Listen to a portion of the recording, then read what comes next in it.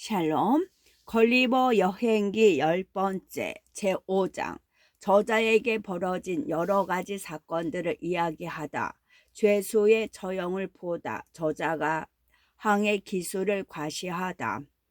나의 왜소한 신체 때문에 여러 가지 우스꽝스럽고 곤란한 사고들을 겪지 않았더라면 나는 그 나라에서 그런대로 행복한 삶을 살았을 것이다. 여기서 그런 사건들 중 일부에 대해서 말하고자 한다. 굴룸다 클리치는 종종 나를 작은 상자에다 담아 궁전의 정원으로 데리고 나가서 나를 상자에서 꺼내 그녀 손바닥 위에 올려놓거나 아니면 땅에다 내려놓아 걷게 했다. 왕비의 난쟁이가 궁전에서 쫓겨나기 전의 일인데 그는 어느 날 정원까지 우리를 따라왔다. 보모는 나를 땅에다 내려놓았고 마침 난쟁이와 나는 난쟁이 사과 나무들 근처에 서 있었다. 나는 난쟁이와 그 나무의 상호 유사성에 대하여 어리석은 논평을 가함으로써 나의 재치를 보여주고자 했다.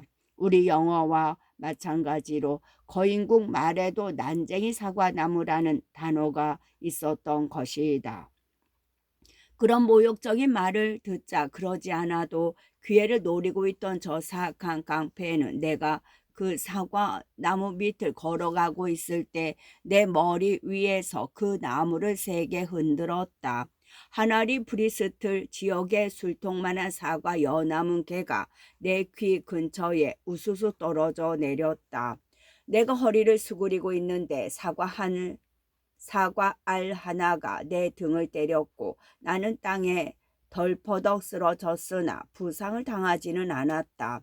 내가 먼저 도발을 했으므로 난쟁이는 나의 요청에 따라 용서받았다.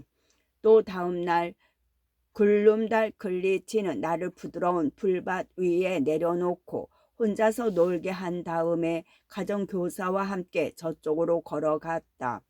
그런데 갑자기 우박이 쏟아져서 나는 그 맹렬한 기세에 눌려 땅에 쓰러졌다. 내가 땅에 쓰러지자 우박이 나의 온몸을 마구 두드려 댔는데 마치 무수한 테니스 공들이 내 몸 위에 떨어져 내리는 것 같았다.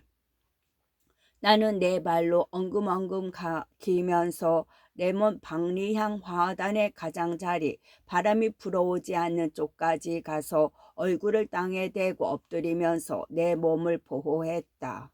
하지만 머리부터 발끝까지 온몸에 타박상을 입어서 열흘 동안 외출을 할 수가 없었다. 이러한 일에 전혀 놀라지 않다. 왜냐하면 거인국의 모든 자연현상은 동일한 비례이기 때문에 우박도 유럽의 그것에 비하여 근 1800배나 걷기 때문이다.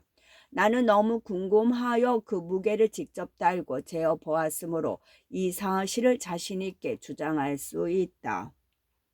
그러나 왕실 정원에서 그보다 더 위험한 사고가 나에게 발생했다. 나의 어린 보모는 나를 안전한 곳에다 내려놓았다고 생각하여 가정교사와 알고 지내는 다른 귀부인들과 함께 정원의 다른 곳으로 걸어갔다.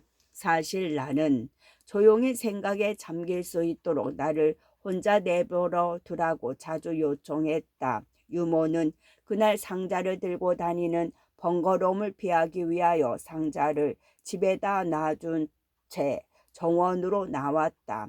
보모가 멀리 가서 내가 부르는 소리를 들을 수 없게 된 순간 수석 정원사가 기르는 자그만 하얀 스페니얼 개가 마침 내가 누워있는 곳을 배회하고 있었다.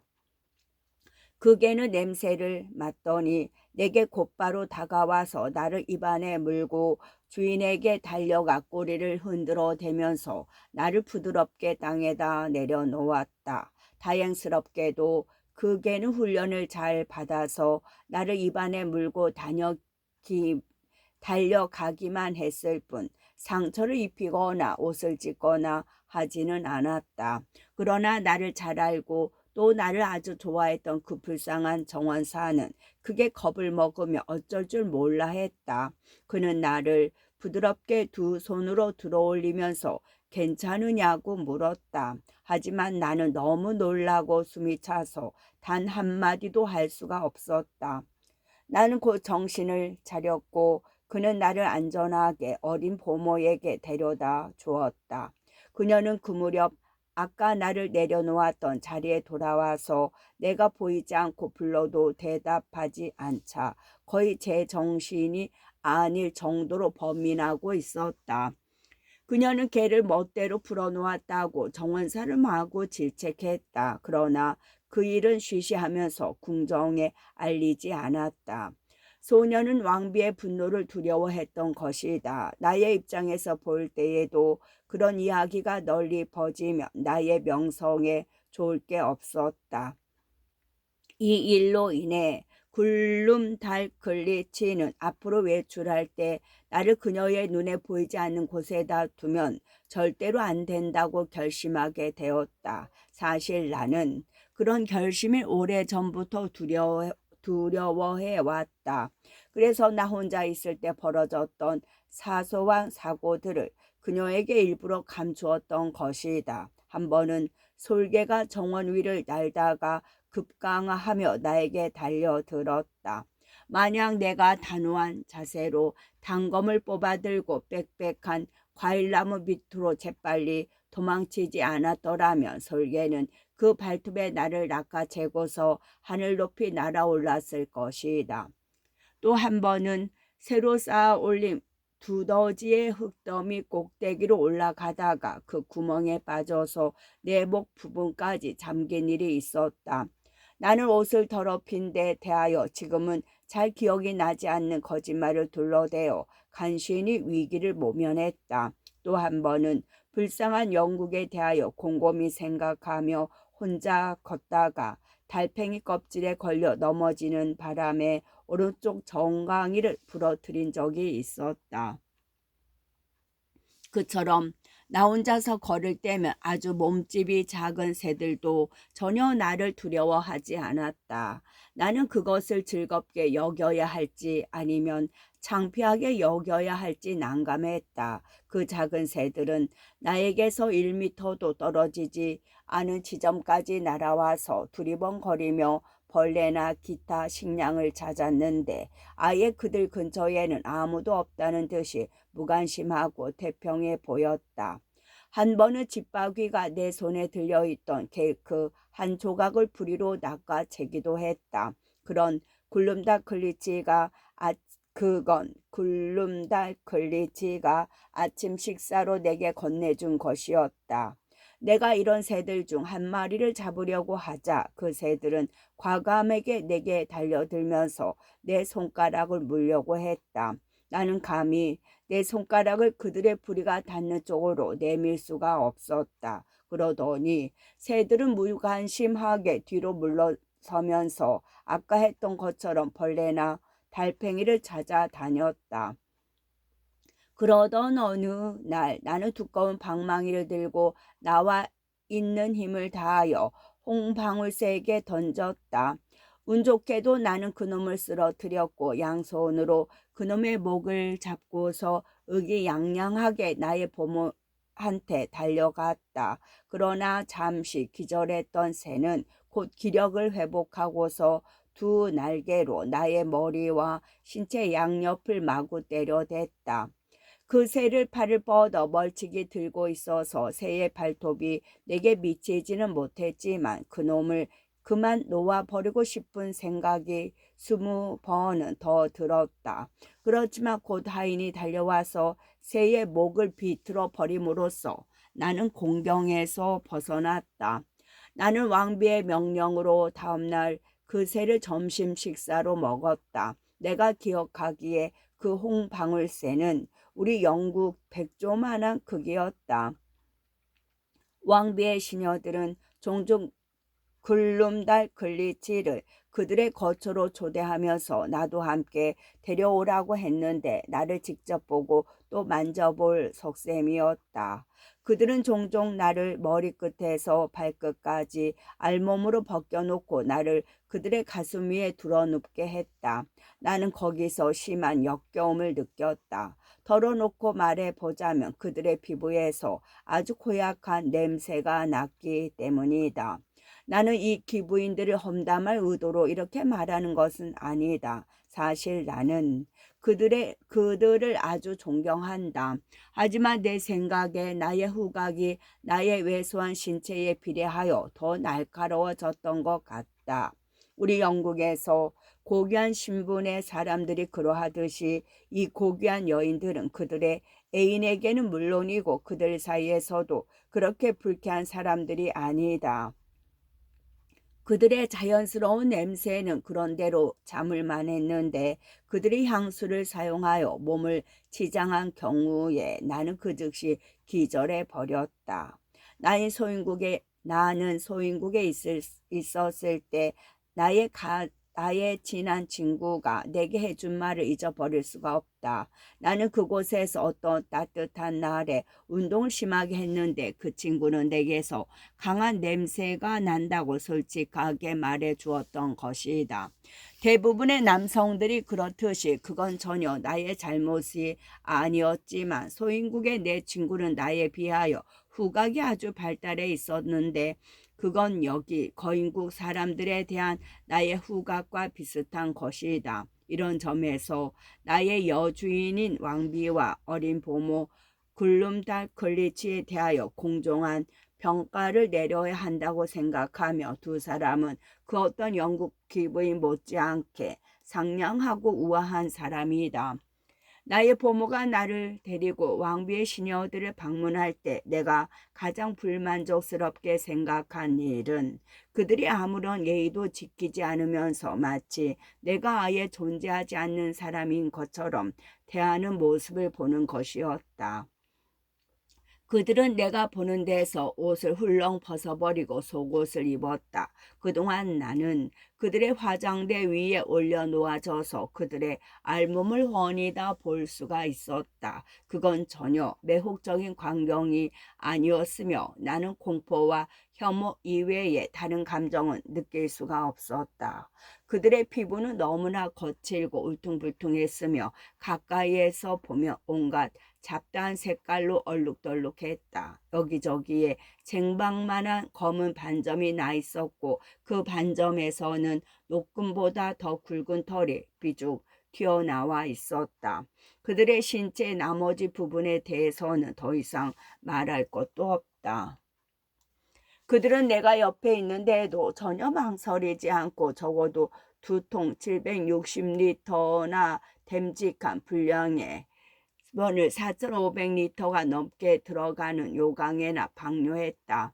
가장 아름다운 시녀는 상냥하고 발랄한 16살 소녀였는데 때때로 나를 그녀에 걸터 앉게 했다. 그 외에도 여러 가지 장난을 쳤는데 내가 그 부분을 자세히 설명하지 않은 것을 양해해 주기 바란다. 아무튼 나는 너무나 불쾌한 나머지 굴름다 글리치에게 무슨 핑계를 대든지 상관없으니 그 여자를 다시는 만나지 않게 해달라고 간청했다. 어느 날 보모 가정교사의 조카 되는 젊은 남자가 찾아와 두 사람에게 저형 광경을 함께 보러 가자고 졸라댔다. 그 젊은 남자의 친한 친구를 살인한 자의 사형에 집행된다는 것이었다. 굴름 달클리치는 성격이 원래 온유하기 때문에 당초 구경 갈 생각이 없었으나 결국 그 일행에 끼게 되었다. 범죄자는 처형을 목적으로 설치된 처형대 위에 의자에 묶인 채 앉아 있었다. 죄수의 목은 약 12m 길이의 칼로 단번에 잘려나갔다. 정맥과 동맥이 엄청나게 많은 양의 피를 하늘 높이 뿜어냈는데 베르사유 궁전의 커다란 분수도 그 피가 솟아날 때의 핏줄기에 비교하면 상대가 되지 않았다. 처형대 바닥에 떨어진 머리는 엄청나게 뛰어올라 나를 깜짝 놀라게 했다. 나는 처형대로부터 1.6km나 떨어져 있었는데도 말이다. 내가 바다 여행에 대해서 하는 이야기를 자주 듣고 또 내가 울적할 때면 나를 즐겁게 해주려고 온갖 배려를 아끼지 않던 왕비는 내게 돛과 노를 다룰 줄 아느냐고 묻더니 건강을 위하여 노젓기 연습을 해보는 게 어떻겠냐고 말했다. 나는 노와 돛을 다 잘 다룬다고 대답했다. 나의 본래 직업은 배의 의사였지만 나 또한 위기 상황에서는 여느 선원들과 똑같이 그런 일을 했다.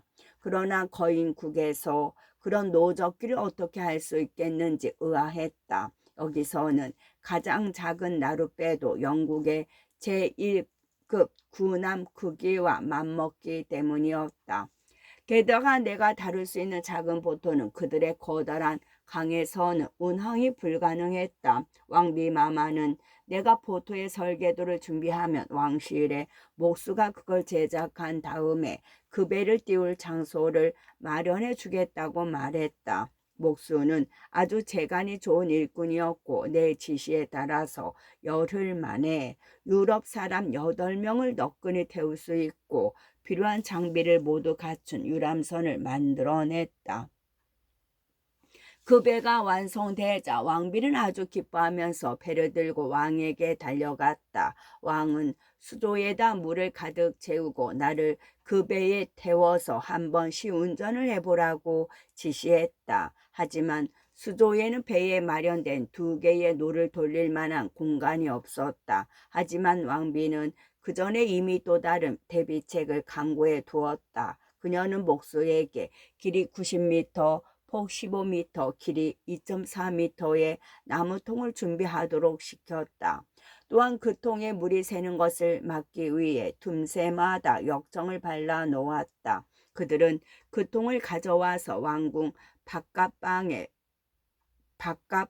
벽에다 바싹 붙여 바닥에 내려놓았다.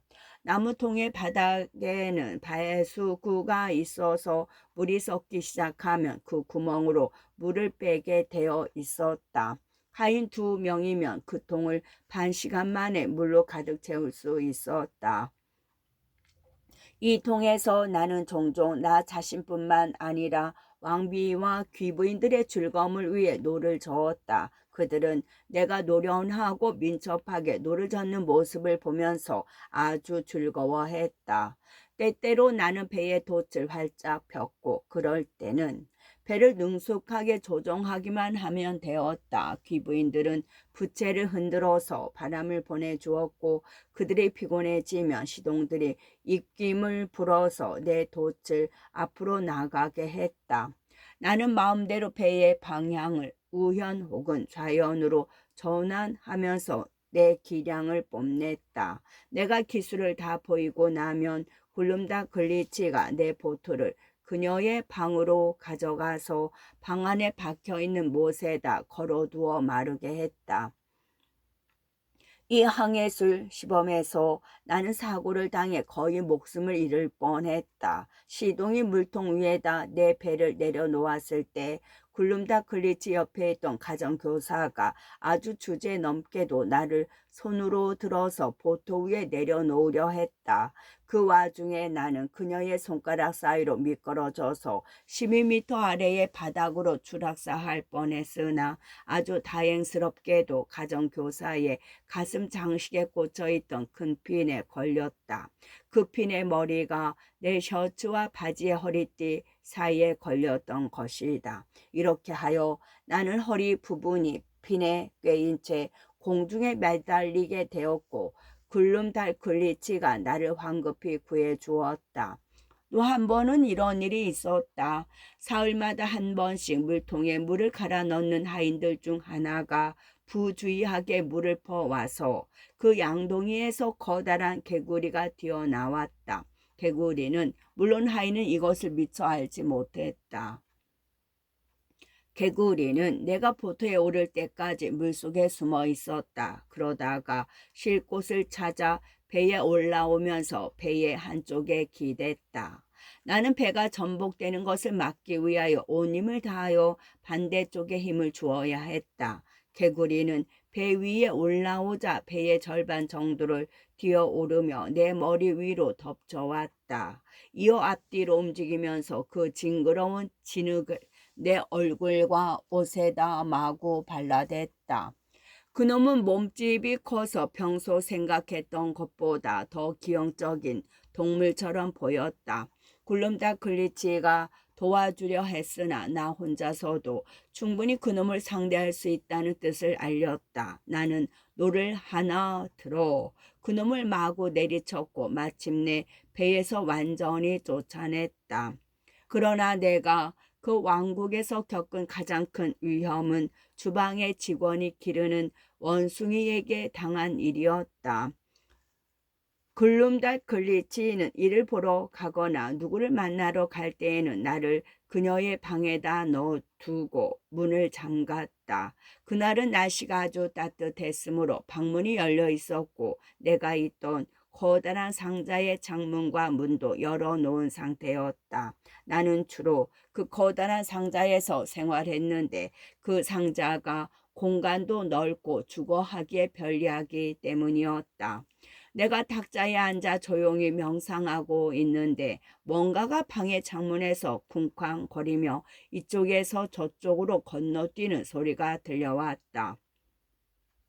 나는 크게 동요하면서 밖을 내다보고 싶었지만 자리를 그대로 지켰다. 그때 이 장난이 심한 동물이 위아래로 널뛰듯이 움직이며 다가오더니 마침내 내가 있는 상자까지 왔다.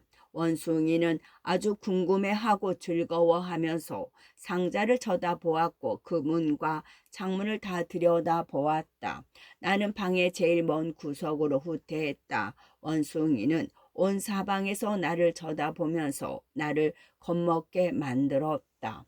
그래서 나는 쉽사리 침대 아래로 숨을 수도 있었지만 침착한 마음가짐을 잃어버리고 미처 그러지 못했다. 원숭이는 한동안 들여다보고 빙그레 웃고 뭐라고 혼자 짓거리더니 마침내 나를 노려보기 시작했다. 이어 그놈은 문 안으로 한 발을 집어넣었는데 고양이가 생쥐를 가지고 노는 동작 그대로였다. 나는 이리저리 몸을 피해 보았으나 원숭이는 마침내 나의 상의 옷깃을 거머쥐고서 나를 밖으로 끌어냈다. 그 나라의 식구로 만든 것인데 아주 두껍고 튼튼했다. 그놈은 오른쪽 앞발로 나를 들어 올리더니 마치 어린아이에게 젖을 먹이려는 유모 같은 동작을 취했다. 나는 유럽에서 원숭이가 자기 새끼를 젖먹이는 광경을 본 적이 있었다. 내가 바둥거리자 그놈은 나를 꽉 움켜쥐었고 나는 가만히 있는 게 좋겠다고 생각하여 동작을 멈추었다. 그놈이 다른 발로 나의 얼굴을 부드럽게 쓰다듬는 것으로 보아 나를 원숭이 새끼로 생각하고 있음이 분명했다. 이렇게 장난을 치고 있던 그놈은 방문에서 나는 소리에 동작을 멈추었다. 누군가가 방문을 열면서 나는 소리 같았다. 그러자 그놈은 아까 들어왔던 창문으로 훌쩍 뛰어올라 납창살과 홈통을 타고 올라갔다. 그놈은 세 발로는 연신 그렇게 움직이면서 나머지 한 발로는 나를 안고 있었다. 그러다가 마침내 우리의 거처 옆에 있는 방의 지붕으로 올라갔다. 굴름닥글리치는 원숭이가 나를 안고 방 밖으로 빠져나가는 순간 비명을 내질렀다. 그 불쌍한 소녀는 거의 제정신이 아니었다. 궁전의 그 구역 내에 있던 모든 사람들이 고함을 쳤다. 하인들은 사다리를 가지러 달려갔다. 궁중에 수백 명에 달하는 사람들이 그 원숭이를 쳐다보았다. 원숭이는 한 건물의 높은 지붕 꼭대기에 앉아서 한 발로 나를 새끼처럼 붙잡고서 다른 발로 볼주머니에서 뭔가 끄집어내서 내 입에다 마구 밀어 넣었고 내가 먹지 않으려 하면 가볍게 나를 쳤다. 그러자 아래쪽에 있던 군중은 웃음을 참지 못했다. 나도 그런 그들을 비난하고 싶은 생각은 없었다. 분명 나 자신을 제외한 모든 사람에게 그건 우스꽝스럽기 짝이 없는 광경이었기 때문이다. 어떤 사람들은 원숭이를 땅으로 끌어내리려고 돌멩이를 던졌다. 하지만 곧 그런 행동은 저지되었다. 잘못하면 그 돌에 맞아 내 머리통이 박살날 수 있었기 때문이었다. 이제 사다리가 여러 개 설치되어 여러 명의 남자들이 그것을 타고 올라왔다. 원숭이는 그것을 보고서 자신이 포위되었다는 사실을 알았다. 새 발로는 빠르게 도망할 수 없다고 생각한 그놈은 나를 지붕 타일 위에다 내려놓고 재빠르게 도망쳤다. 나는 지상에서 500m 높이의 지점에서 한동안 혼자 앉아 있었다. 바람이 불어오면 아무 때나 날려갈 수 있었고 아니면 현기증을 느껴 쓰러져서 지붕 꼭대기에서 저마까지 대굴대굴 구를 수도 있었다. 그러나 어린 보모의 시종인 청년 한 명이 내가 있는 곳까지 기어 올라와 나를 바지 호주머니에 집어넣고 안전하게 지상으로 내려왔다. 나는 원숭이가 내 목구멍 안으로 쑤셔 넣은 지저분한 것들로 거의 숨이 막힐 지경이었다. 그러나 나의 착한 어린 부모가 바늘로 그것들을 내 입에서 뽑아내 주었다. 이어 나는 토하기 시작했고 그러자 속이 아주 편해졌다. 하지만 나는 저 혐오스러운 동물이 내 양 옆구리를 꼬집는 바람에 심한 타박상을 입었고 온몸에 힘이 없었다. 나는 그 사고 후에 2주간 누워 있어야 했다. 왕비 궁정 사람들은 매일 사람을 보내 내 건강을 물어왔다. 왕비 마마는 나의 와병 중에 여러 번 친히 병문안을 오기도 했다. 그 원숭이는 도살 처분되었고 앞으로 궁전 내에서 원숭이를 기를 수 없다는 명령이 내려졌다. 내가 병에서 회복하여 국왕을 아련하고서 병중의 배려에 대해서 감사 표시를 했을 때 왕은 이 사고와 관련하여 나를 놀리며 아주 즐거워했다.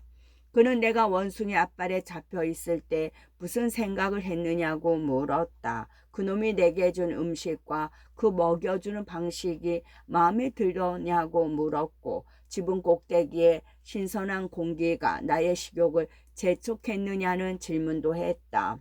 그는 나의 조국에서 이런 일이 벌어졌더라면 어떻게 응대했을지 나의 생각을 물었다. 나는 폐하에게 유럽에는 이런 동물이 없고 단지 외국에서 신기한 동물로 수입해온 원숭이밖에 없다고 대답했다. 하지만 그 원숭이들은 몸집이 아주 작아서 12마리가 한꺼번에 나에게 달려들어도 충분히 상대해 줄 수 있다고 부연했다.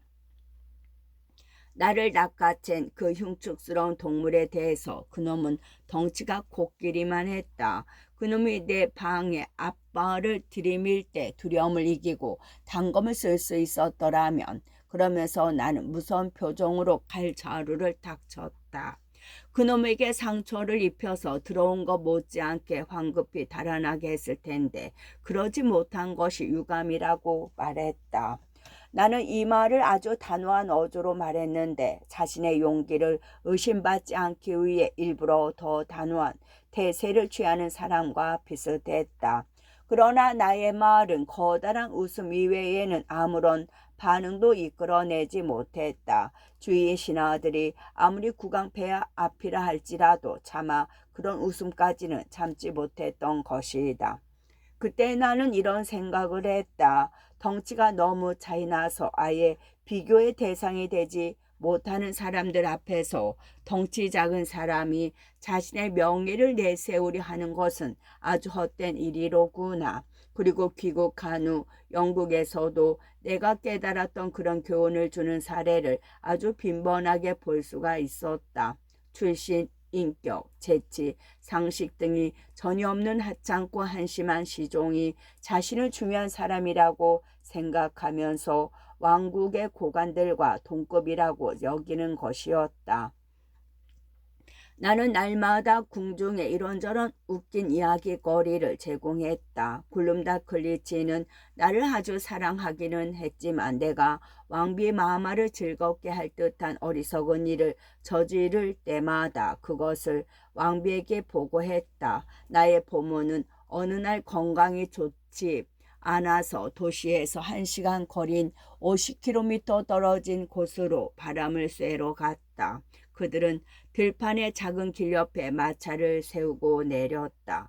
굴름다 클리치가 나의 여행용 상자를 땅에 내려놓자 나는 거기에서 나와 산책을 시작했다. 마침 길 한가운데에는 소똥이 있었는데 나는 그것을 뛰어넘음으로써 나의 민첩한 행동을 자랑하고 싶었다. 나는 열심히 달려가서 점프를 했는데 불행하게도 약간 짧아서 똥더미 한가운데에 무릎까지 빠지고 말았다. 나는 아주 어렵게 나머지 부분을 헤치며 걸어 다녀 나왔고 시종 한 사람이 손수건으로 내 몸을 깨끗하게 닦아 주었다. 나는 온몸이 오물투성이가 되었고 나의 부모는 우리가 집으로 돌아올 때까지 나를 상자 안에다 가두었다. 궁전에 돌아오자 왕비는 곧 내게 벌어진 일을 보고 받았고 시종은 궁정에서 그 창피한 소식을 널리 퍼뜨렸다. 그래서 궁중의 모든 사람들이 며칠 동안 나의 어리석음을 소재로 웃음을 터뜨리며 즐겁게 지냈다. 제6장 왕과 왕비를 즐겁게 하기 위해 저자가 여러 가지 방안을 생각해내다. 그의 음악적 소질을 보여주다. 왕이 유럽의 국가에 대하여 묻고 저자가 그에 답하다. 왕이 그에 대해 논평하다. 나는 일주일에 한두 번 왕의 아침 접견에 참석했고 그가 이발사의 면도칼 아래 누워있는 것을 보았는데 처음에는 아주 보기가 무서운 광경이었다. 면도날이 우리의 낮보다 2배는 더 컸기 때문이다. 국왕폐하는 그 나라의 관습에 따라 일주일에 2번만 면도를 했다. 나는 한 번은 이발사에게 요청하여 면도 거품을 얻었는데 거기서 약 40 내지 50개의 아주 튼튼한 털을 골라냈다. 이어 나는 매끈한 나무 한 조각을 가져다가 빈 모양으로 깎아낸 다음 굴룸다 글리치에게서 빌려온 자그마한 바늘로 일정한 간격을 유지하여 여러 군데에다 구멍을 냈다. 이어 그 구멍에다 털을 고정시키고 나의 칼로 끝부분을 다듬으니 그럴듯한 머리빗이 되었다. 마침 나의 빗은 이가 많이 빠져서 거의 쓸모가 없었으므로 그것은 적절한 대체품이 되어 주었다. 사실 나는 그 나라에서 내게 빗을 만들어줄 정도로 세밀하고 꼼꼼한 기술자는 알지 못했다. 이 일은 즐거운 오락거리를 제공했고 그 후 나는 그와 비슷한 일을 하면서 여러 시간을 보냈다. 나는 왕비의 시녀들에게 마마의 머리카락 부스러기를 좀 모아달라고 요청했다. 곧 나는 그것을 어느 정도 모았다. 나는 지난번에 내게 방을 만들어주면서 내 지시를 충실히 따랐던 내 친구 목수와 상의했다. 나는 그에게 내 방에 있는 것보다 별로 크지 않은 의자틀을 2개 만들고 의자 등과 자리가 될 곳에 작은 구멍을 뚫어 달라고 요청했다. 이어 가장 튼튼한 머리카락을 골라 이 구멍들을 통과하게 하여 성근 그물을 만들어서 영국식으로 말하자면 일종의 등나무 의자를 만들었다. 나는 그 의자를 왕비 마마에게 선물로 바쳤고 그녀는 그 의자를 거처에다 두고서 신기한 물품이라면서 사람들에게 보여주었다. 그 의자를 본 사람들은 모두 입을 모아 신기한 물건이라고 감탄했다. 왕비는 그 의자에 나를 앉히려 했으나 나는 그 지시를 따르기를 단호히 거부했다. 한때 왕비 마마의 머리를 장식했던 소중한 머리카락 위에 나의 불순한 신체 부분을 내려놓느니 차라리 천번의 죽음을 감수하겠다고 말했다. 나는 언제나 손재주가 좋았으므로 그 머리카락을 가지고 1.5m 길이의 손지갑을 만들었고 그 위에 금색 글자로 왕비 마마의 이니셜을 써놓았다. 나는 왕비의 허락을 받아서 이것을 글룸다 글리치에게 주었다. 사실대로 말하자면 그 물건은 커다란 동전의 무게도 견디지 못해서 실용보다는 장식용이었고, 그래서 그녀는 그 안에다 여자애들이 좋아하는 소형 장난감 이외에는 아무것도 보관하지 않았다. 음악을 좋아하는 왕은 궁중에서 자주 연주회를 열었다. 나는 가끔 그곳에 초청되었고 탁자 위에 놓인 나의 상자 안에 앉아서 그 음악을 들었다. 하지만 음악 소리가 너무 커서 나는 곡조를 제대로 파악할 수 없었다. 우리 왕실 군악대의 모든 북과 나팔을 동시에 불어댄다고 하더라도 그 소리에는 미치지 못할 것이다. 나는 상자를 연주자들이 앉아있는 곳에서 아주 멀리 떨어진 곳에다 내려놓게 하고, 그 다음에는 출입문과 창문을 모두 닫고 창문 커튼마저 내렸다. 그 후에 들어보니 그런대로 들을 만한 음악이라는 사실을 깨달았다. 나는 소년 시절에 스피넷을 약간 배웠다. 소형 하프시코트. 글룸다 글리치는 그런 하프시코트를 자기 방에다 놓아 두었고 음악 선생이 일주일에 2번 찾아와 그녀를 가르쳤다. 나는 그 악기를 스피넷이라고 했는데 생긴 모양이 우리 영국 것과 비슷하고 또 동일한 방식으로 연주를 하기 때문이었다. 나는 우연히 이 악기를 가지고 영국의 곡주를 연주하여 왕과 왕비를 즐겁게 할 수 있겠다는 생각을 하게 되었다. 끝.